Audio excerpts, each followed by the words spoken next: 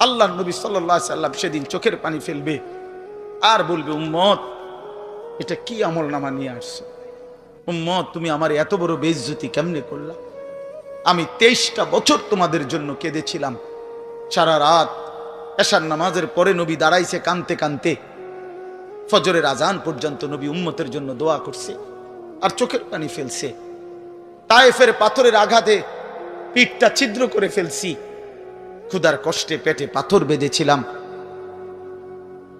উহুদের দান দান শহীদ করা রক্ত নিয়ে উহুদের ময়দানে পড়েছিলাম বেহুশ হয়ে। ঘরের চুলায় 3 মাস আগুন জ্বলে নাই। এত কষ্ট, এত চোখের পানি, এত ক্ষুধার কষ্ট, এত রক্ত, বিনিময়ে উম্মত এটা কি নিয়ে আসলাম?